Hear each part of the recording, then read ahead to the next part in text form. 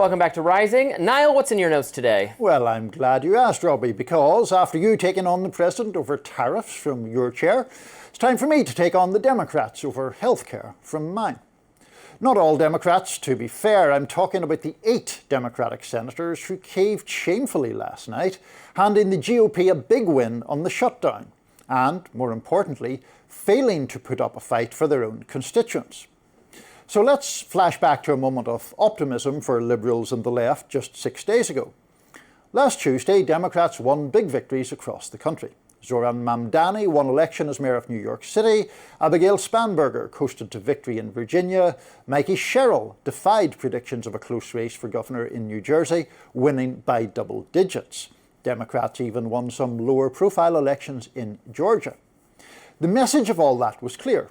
Democrats were putting up a fight against an unpopular and extreme president, and voters liked it. Last Tuesday's results also lifted Liberal morale, but the respite lasted only 5 days. And you can thank those 8 Democratic senators I mentioned for that. The awful octet caved without winning any meaningful concession on the central issue of the shutdown. And that central issue, as I mentioned, is healthcare. The whole entire point of the shutdown, from a democratic perspective, was to extend important subsidies for people buying their health insurance through the Affordable Care Act's exchanges. And now, after about 40 days, Democrats have given up. The enhanced subsidies will expire, and that means premiums will go up, doubling or tripling in price for some. The poorest will be hardest hit. People struggling to get by on a household income of $28,000 will have to pay more than $1,200 a year extra for their health insurance. People on $35,000 will see a raise of almost $1,600. Those figures from the Kaiser Family Foundation. Another reputable research organisation, the Centre on Budget and Policy Priorities, puts it another way. It says more than 4 million people will lose insurance coverage in the Obamacare marketplace completely.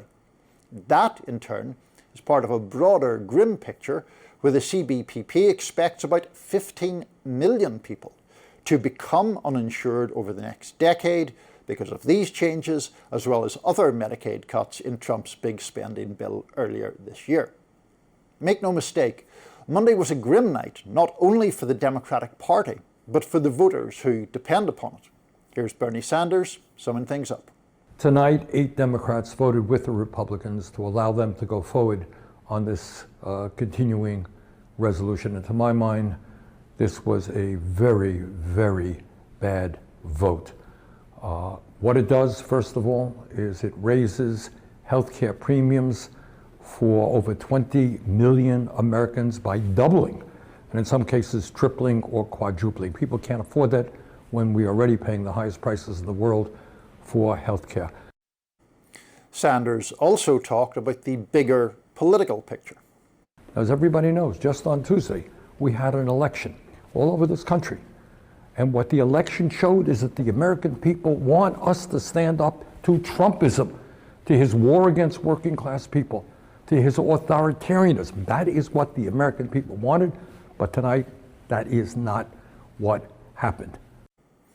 A Democratic Party that was on a high just 6 days ago is now in this kind of dismal uproar over the vote. California Governor Gavin Newsom responded with a one-word tweet: pathetic. Congresswoman Alexandria Ocasio-Cortez lamented that, quote, working people want leaders whose word means something.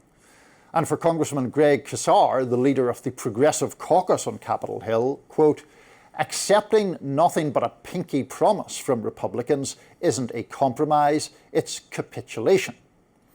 Meanwhile, over on MSNBC's The Weekend, co-anchor Antonia Hilton and guest Dean Obeidallah channeled the frustration many Democratic voters, are surely feeling.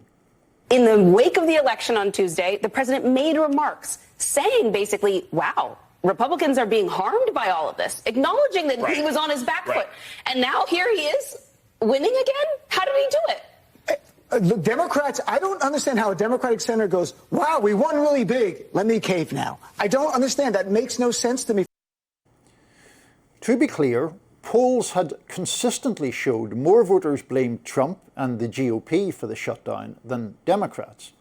And a Kaiser Family Foundation poll just last week showed 74% of Americans, 74%, wanted the Obamacare subsidies extended. How do you take those cards and lose? How do you come off an election where fighters have been rewarded and decide to surrender instead? How do you create a confrontation with a president who your voters loathe and then hand him a win? It's enormously frustrating for liberal Americans. That's why so many voters believe something about this Democratic Party has to change. It might be more primary challenges from progressives. It might be more grassroots action. It might be more willingness to fight. It might be all of the above. But things can't go on like this. Gavin Newsom had it right. Pathetic. Well, the silver lining, Niall, is that we'll get to do this again in 2.5 months. Yes, exactly. So we can have this exact Reprise. fighting conversation.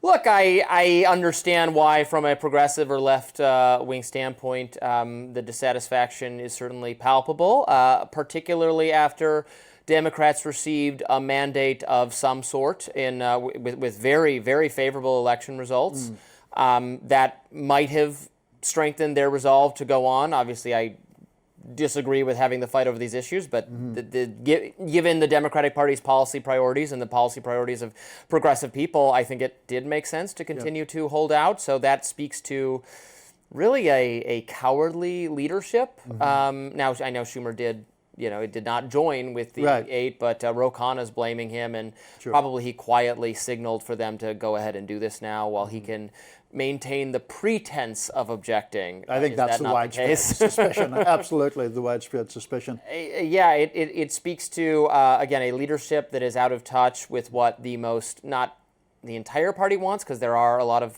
moderates in the party, but the most energized faction right now of the Democratic coalition wants to fight Trump on these issues that, as you point out, speak to certain Democratic polling strengths and speak to the fact that they won the election. So I was as surprised as anyone else to say, oh, really, today's the day we're calling an end to this thing. It's music to my ears, but I suppose I don't care either way. The government can remain shut down, and we're going to have to hire everyone back, even all of them. Well, this is the thing. Sad. So Oh, Robbie. So two points. Firstly, on the moderates thing, it is worth noting that a number of moderates voted against, did not cave on this. I mean, people like Mark Warner is not some flaming liberal. John Ossoff in Georgia. I mean, they're all flaming liberals. Well, they're all big government liberals to you. But I mean, this is not the progressive wing of the Democratic Party only that was holding out. They were undercut by people like Fetterman, which is predictable, but also like people like Tim Kaine.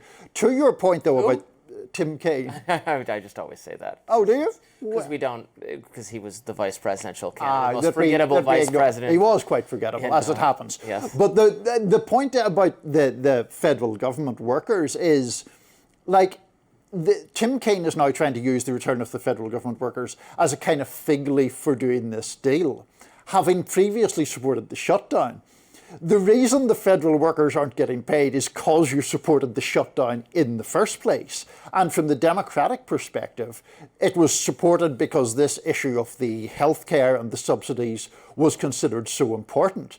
So from someone like Tim Kaine's angle, he's picked this fight, has abandoned the principle that was causing the fight, and is now saying, oh, well, we've got things back for federal workers. The federal workers wouldn't have been harmed if you'd never had the shutdown in the first place. Right. The point of the shutdown was to try to win the healthcare concession. But I guess to play devil's advocate, how was there any universe in which they actually win this fight because the Republicans are happy to have the government shut down for as long as possible? They're not. You can't negotiate with the party if they're unified against Trump. Now, probably the counter argument is that Trump himself, a mercurial figure who is actually not like a Paul Ryan type person on any of these issues, might have eventually instructed them to cave, probably.